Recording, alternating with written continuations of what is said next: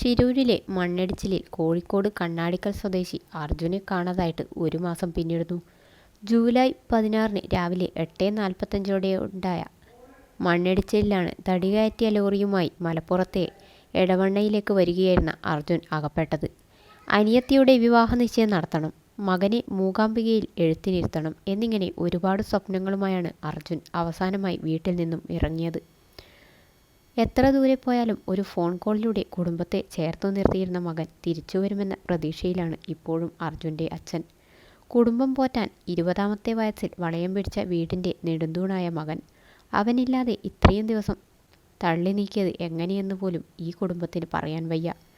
അർജുന് എന്തു സംഭവിച്ചു എന്ന കാര്യത്തിൽ പലതും പറയുന്നുണ്ട്. ഈ കാര്യത്തിൽ കൃത്യമായ ഒരു ഉത്തരം വേണമെന്ന് അർജുൻ്റെ സഹോദരി പറയുന്നു. എന്താണ് സംഭവിച്ചത് എന്ന് അറിയണം. കാർവാറിൽ ലോറി ഉയർത്താൻ ഉപയോഗിച്ച വാഹനങ്ങളും യന്ത്രങ്ങളും കൂടി ഗംഗാവലിപ്പുഴയിൽ അടിഞ്ഞുകൂടിയ തടിക്കഷ്ണങ്ങൾ പൊക്കിയെടുക്കാൻ എത്തിക്കുമെന്നാണ് ലഭിച്ച വിവരം.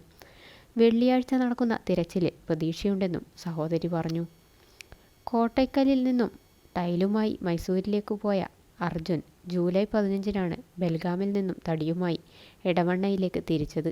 16 രാവിലെ ശിരൂരിൽ ഗംഗാവലിപ്പുഴയ്ക്ക് സമീപം വണ്ടി നിർത്തി വിശ്രമിക്കുന്നതിനിടെ മണ്ണിടിച്ചിലിൽപ്പെട്ടു. അർജുനെ കാണാതായ വിവരം കേരളത്തിലെ മാധ്യമങ്ങളിൽ വലിയ വാർത്തയായതോടെയാണ് ഇഴഞ്ഞു നീങ്ങിയ തിരച്ചിൽ വേഗത്തിലായത്. മണ്ണ് നീക്കിയിട്ടും ലോറി കണ്ടെത്താൻ പറ്റാത്തതോടെ തിരച്ചിൽ ഗംഗാവലിപ്പുഴയിലേക്ക് മാറ്റി. ശക്തമായ അടിയൊഴുക്കു കാരണം നേവിയും ഈശ്വർ മാൽപ്പയും വെള്ളത്തിൽ മുങ്ങി തിരച്ചിൽ നടത്താനായില്ല. തുടർന്ന് നിർത്തിവെച്ച തിരച്ചിൽ പുനരാരംഭിച്ചതു മുതൽ അർജുനെക്കുറിച്ച് എന്തെങ്കിലും സൂചന കിട്ടുമെന്ന പ്രതീക്ഷയിലാണ് ഈ കുടുംബവും കണ്ണാടിക്കലിലെ അർജുൻ്റെ പ്രിയപ്പെട്ട നാട്ടുകാരും.